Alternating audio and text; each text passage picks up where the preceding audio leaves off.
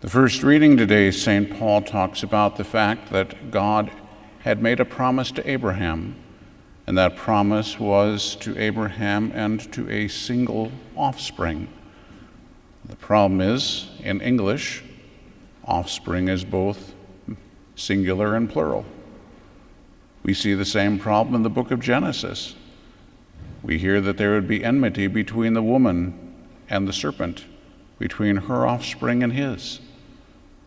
Once again, we have that problem, because what is there is a singular male offspring.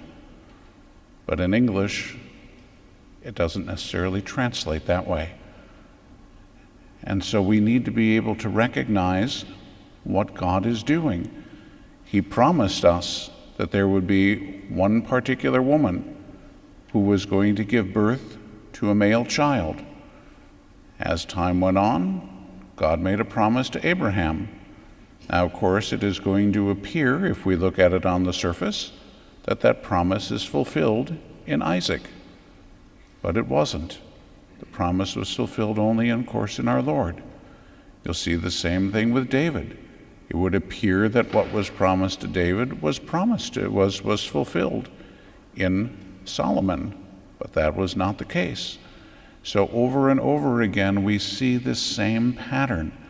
And again, you'll see it in Isaiah, that a virgin will be with child and give birth to a son. And so again, people would think that that was Hezekiah's daughter that was going to give birth. It would appear on the surface that it was all taken care of, but it was not. It wasn't for another 700 years after that what God had promised was fulfilled. So we have to always be able to look and see what God is doing, and recognize that because also you are baptized into our Lord Jesus, that what was promised about him is true for you. That's the astounding thing. So there is a singular offspring that is spoken of. And yet at this point, there are millions and millions of people who are members of that one male offspring. In that case, it doesn't matter if we're male or female, we're all members of Jesus Christ. And because we're members of Jesus Christ, everything that is said of him, everything promised of him, is said of us and is promised to us. So St. Paul talks about, of course, the point of faith. So just being baptized into Christ isn't going to be sufficient. It's necessary, but not sufficient. We have to have that faith. We have to be able to put into practice what it is that we promised on the day that we were baptized. Because we were baptized into the covenant.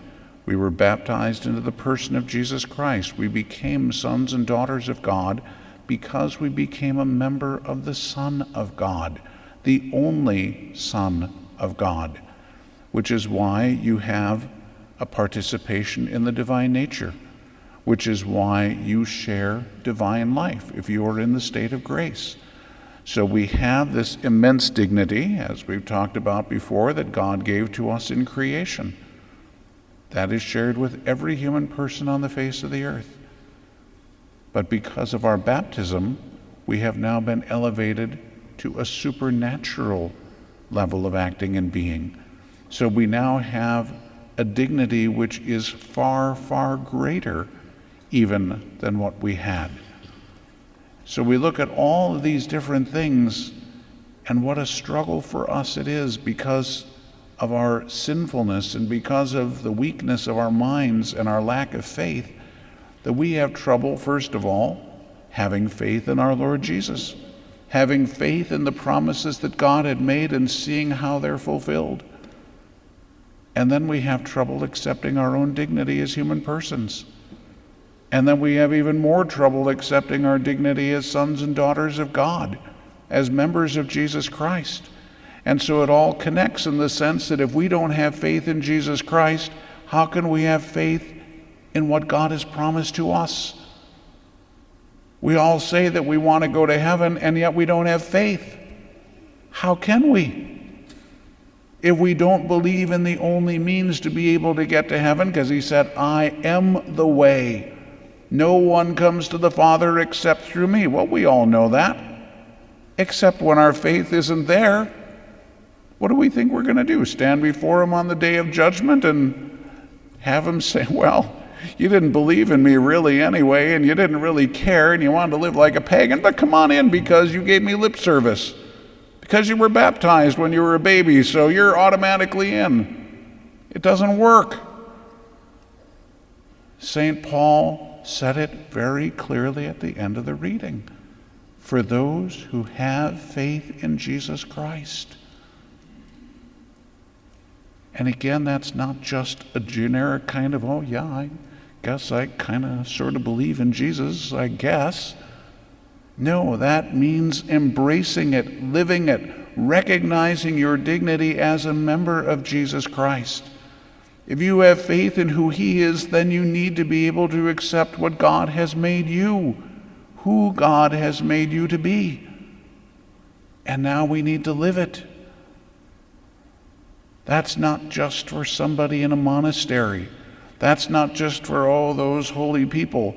That's for you. Because God is calling you to be holy. He's calling you to be his own son or daughter. He's calling you to be a saint. It's not for everyone else. It's for you and me. And for everyone else too. But don't count yourself out. Instead, look at the promises that God has made and look at how he has fulfilled them. And then look at yourself and look at the promises God has made and look at how he continues to fulfill them.